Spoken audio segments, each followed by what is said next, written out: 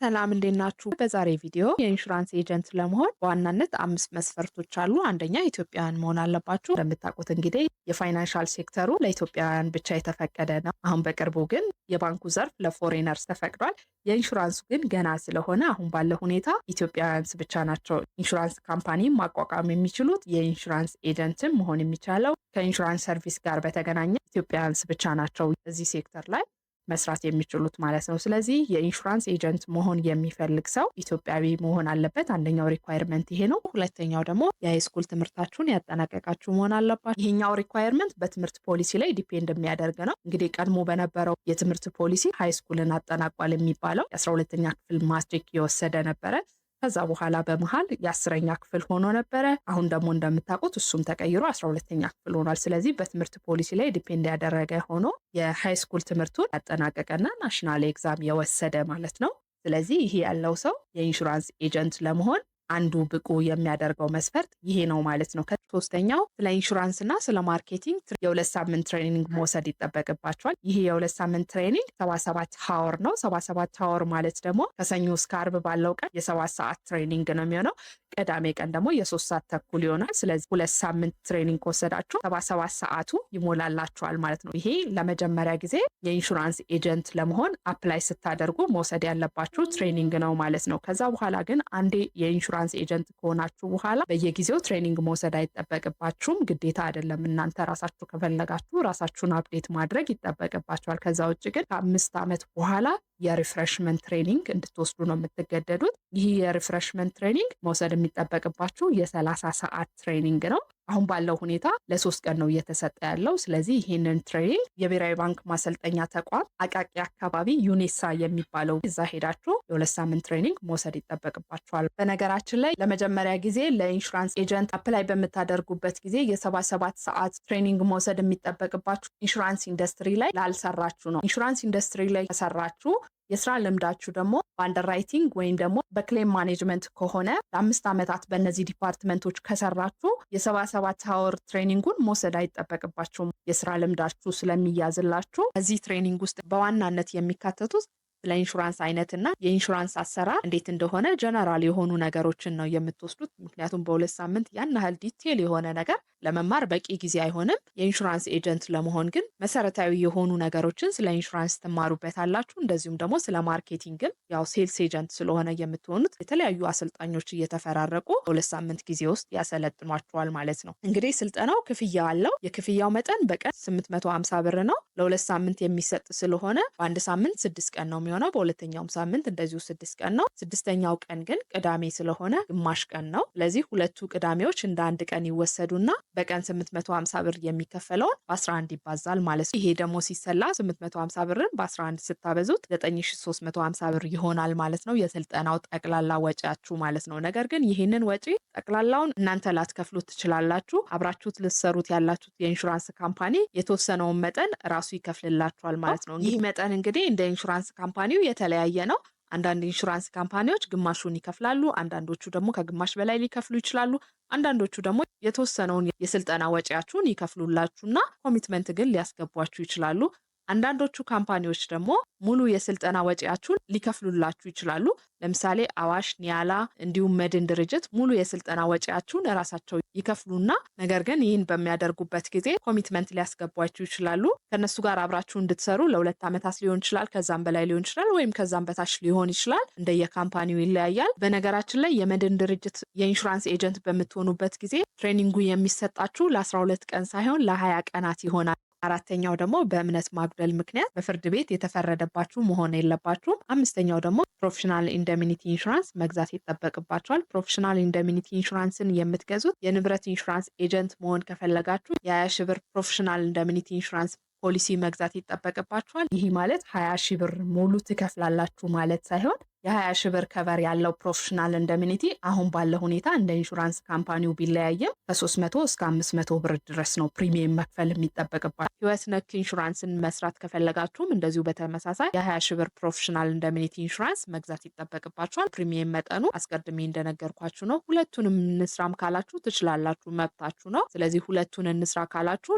ለእያንዳንዱ የ20 ሺህ ብር ፕሮፌሽናል ኢንደሚኒቲ ኢንሹራንስ መግዛት ይጠበቅባችኋል ማለት ነው። ይህን ፕሮፌሽናል ኢንደሚኒቲ መግዛት አልፈልግም ካላችሁ 20 ሺውን ብሔራዊ ባንክ ዲፖዚት ማድረግ ይጠበቅባቸዋል። ስለዚህ ለእናንተ የሚያዋጣችሁ የ20 ሺህ ብር ፕሮፌሽናል ኢንደምኒቲ መግዛት ነው። ፕሮፌሽናል ኢንደምኒቲ ኢንሹራንስ እንግዲህ እንድትገዙ የሚጠበቀው የኢንሹራንስ ኤጀንት ስራችሁን በምታከናውኑበት ጊዜ በኔግሊጀንስ ወይም ደግሞ በስህተትና እነዚህም በመሳሰሉት ምክንያቶች በደንበኞቻችሁ ላይ ሎስ ከመጣ ወይም ደግሞ ኤኒ ዳሜጅ ካስከተለባቸው በእናንተ ስህተት ምክንያት ወይም ደግሞ ኔግሊጀንሲ ምክንያት ሎስ ካመጣ ይህንን ሎስ ኮምፐንሴት እንዲያደርግ ተብሎ ነው ፕሮፌሽናል ኢንደምኒቲ ኢንሹራንስ ፖሊሲ እንድትገዙ ሪኳየር የሚደረገው። ይህ ፕሮፌሽናል ኢንደምኒቲ ኢንሹራንስ እንግዲህ የተለያዩ ፕሮፌሽናልስ እንዲገዙት ሪኳየር የሚደረግ ነው። ለምሳሌ አሁን ባለው ሁኔታ ላይሰንስድ አካውንታንት ሲሆኑ እንደዚሁም ደግሞ ኤክስተርናል ኦዲተር በሚሆኑበት ጊዜ ፕሮፌሽናል ኢንደምኒቲ ኢንሹራንስ እንዲገዙ አፔ ሪኳየር ያደርጋል። እንደዚሁም ደግሞ የአይቲ ፕሮፌሽናል ከሆኑ፣ ኮንሰልታንት ከሆኑ፣ አርኪቴክተርስ፣ የህግ ባለሙያ ጠበቆች፣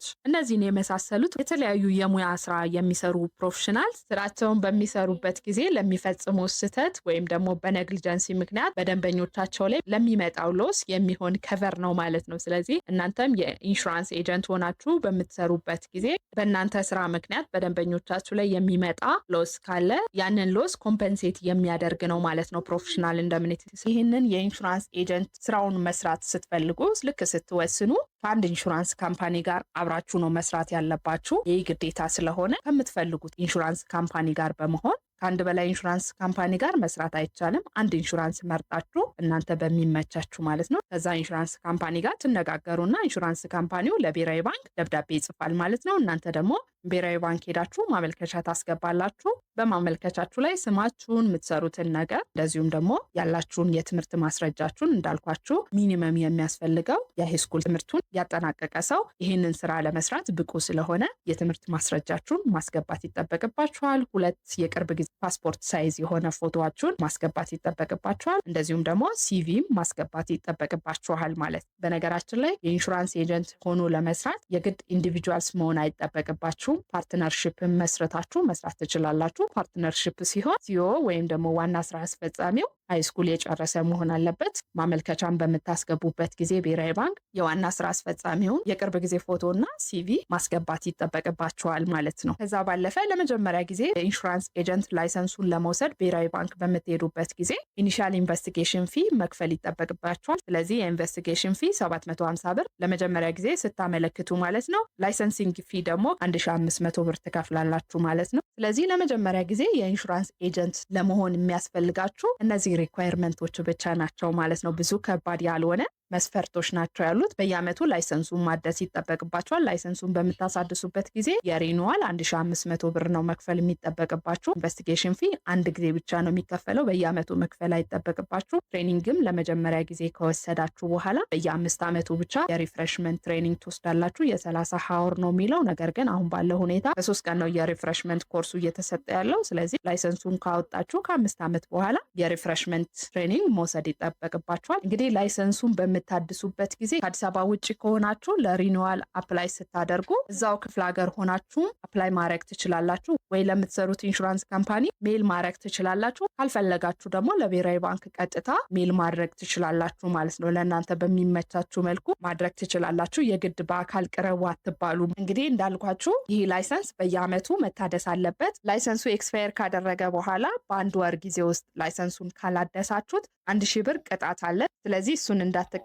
ላይሰንሱን በጊዜው ማደስ ይጠበቅባቸዋል። ነገር ግን ይህንን ላይሰንስ በፔናልቲም ቢሆን ማደስ የሚቻለው ኤክስፓየር ካደረገ በኋላ ለ12 ወራት ብቻ ይሆናል። ኤክስፓየር ካደረገ በኋላ 12 ወራት ካለፉት ጀማሪ ኢንሹራንስ ኤጀንት ማሟላት የሚጠበቅበትን ቀድሜ የነገርኳችሁን በሙሉ ማሟላት ይጠበቅባቸዋል ማለት ነው። እንግዲህ የኢንሹራንስ ኤጀንት ስትሆኑ የምትሰሩት ስራ እነዚህን የኢንሹራንስ አይነቶች የሚያስፈልጋቸውን ሰዎች ፈልጋችሁ አድናችሁ አግኝታችሁ አግባብታችሁ ከኢንሹራንስ ካምፓኒያችሁ ጋር ማገናኘት ነው የሚጠበቅባችሁ። ይህንን የኢንሹራንስ ስራ ፋሲሊቴት ማድረግ ነው የሚጠበቅባችሁ ማለት ነው። ይህንን ለማድረግ ደግሞ የተግባቦት ክህሎታችሁ፣ የማሳመን አቅማችሁን እንደዚሁም ደግሞ የማስረዳት ችሎታችሁ በጥሩ ሁኔታ የዳበረ ከሆነ በዚህ ቢዝነስ የምታገኙት ኮሚሽን ከፍተኛ ነው። ለምሳሌ ሞተር ኢንሹራንስ ከሆነ ያስገባችሁ ትንሹ ፐርሰንት የሚከፈላችሁ በሞተር ኢንሹራንስ ወይም ደግሞ የተሽከርካሪ ኢንሹራንስ በምታስገቡበት ጊዜ ነው። ከ5% እስከ 6.5% ድረስ ታገኛላችሁ። ነገር ግን በዚህ ስራ ላይ ከፍተኛ ኮሚሽን የምታገኙበት በፋየር ኢንሹራንስ ነው።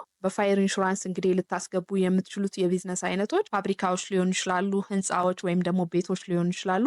እነዚህ ዝቅተኛ የአደጋ ተጋላጭነት ያላቸው ሪስኮች ናቸው። ለምሳሌ ህንፃ ያን ያህል ለአደጋ የተጋለጠ አይደለም። እንደዚሁም ደግሞ አንዳንድ የፋብሪካ አይነቶች እንደ መኪና ወይም ደግሞ እንደ ሞተር ኢንሹራንስ ያን ያህል ለአደጋ የተጋለጡ አይደሉም። ነገር ግን አንዳንድ የፋብሪካ አይነቶች ለሪስክ ተጋላጭ የሆኑ የፋብሪካ አይነቶች አሉ። ለምሳሌ የኬሚካል ፋብሪካዎች፣ የቴክስታይል ፋብሪካዎች እንደዚሁም ደግሞ የስፖንጅ ፋብሪካዎች ለአደጋ የተጋለጡ የፋብሪካ አይነቶች ናቸው። ነገር ግን ከነዚህ ፋብሪካዎች የሚገኘው ፕሪሚየም ከፍተኛ በመሆኑ ምክንያትና እንደዚሁም ደግሞ ከሞተር ኢንሹራንስ ጋር ሲነጻጸር ለሪስክ ተጋላጭነት ያላቸው ሁኔታ አነስተኛ ስለሆነ የምታገኙት የኮሚሽን መጠንም በጣም ከፍተኛ ነው ማለት ነው። አንዳንድ ጊዜ 12% ልታገኙ ትችላላችሁ። ሪስካቸው ዝቅተኛ የሆኑ ፋብሪካዎች፣ ህንፃዎች እንደዚሁም ደግሞ ቤቶችን በምታመጡበት ጊዜ ደግሞ አንዳንድ ጊዜ እስከ 17%ም ሊሄድ ይችላል የኮሚሽን መጠናችሁ። ለምሳሌ የአንድ ፋብሪካ የዋስትና መግቢያ ዋጋው ፕሪሚየሙ 300 ሺህ ብር ቢሆን የ300 ሺህ ብር 12% ኮሚሽን ሬቱ ማለት ነው 12%። ከዛም በላይ ሊሄድ ይችላል። በነገራችን ላይ በጣም ሪስኪ ለሆኑ ፋክተሪዎች ነው 12% የሚሆነው። ለምሳሌ የቴክስታይል ፋብሪካ እስከ 12% ኮሚሽን ይታሰብበታል። ለዚህ ፋብሪካ መከፈል ያለበት ፕሪሚየም 300 ሺህ ብር ቢሆን የ300 ሺህ ብር 12% 36 ሺህ ብር ይሆናል ማለት ነው። ስለዚህ በጣም ትኩረት ማድረግ ያለባችሁ በፋብሪካ፣ በማሪን፣ በኢንጂነሪንግ፣ በቦንድ ከፍተኛ የሆነ ፕሪሚየም የሚገኝበት ክላስ ኦፍ ቢዝነስ ነው። አደጋውም ሲመጣ አንዴ ነው ይዞ የሚሄደው። ስለዚህ በጣም ጥንቃቄ መደረግ ያለበት የዋስትና አይነት ነው። ነገር ግን ፕሪሚየሙም ሲመጣ ከፍተኛ ስለሚሆን ከፍተኛ የሆነ ኮሚሽን የምታገኙበት ስለሆነ በጣም ትኩረት ማድረግ ያለባችሁ በእነዚህ የኢንሹራንስ ዘርፎች ላይ መሆን አለበት ማለት ነው። የመኪና ሲሆን የአደጋ ድግግሞሽ ወይም ደግሞ ፍሪኩዌንሲው በጣም ከፍተኛ ስለሆነ የምታገኙት ኮሚሽንም እንደነገርኳችሁ 5% ድረስ ሊወርድባችሁ ይችላል። ከፍ ካለም እስከ 6-7% ልታገኙ ትችላላችሁ ማለት ነው። እንግዲህ ስለ ኢንሹራንስ ኤጀንት ያስኩላችሁ ቪዲዮ ይህንን ይመስላል። ከቪዲዮ ጠቃሚ ነገር ካገኛችሁ ላይክ፣ ሼር አድርጉ። ግር ያላችሁ ነገር፣ ተጨማሪ ማብራሪያ የምትፈልጉበት ነገር ካላችሁ በኮሜንት ልታሳውቁኝ ትችላላችሁ። ለእያንዳንዱ ኮሜንት ምላሽ እሰጣለሁ። ለቤኮ ቲዩብ እንግዳ ከሆናችሁ ሰብስክራይብ አድርጉ። አብራችሁኝ ስለቆያችሁኝ አመሰግናለሁ። ቻው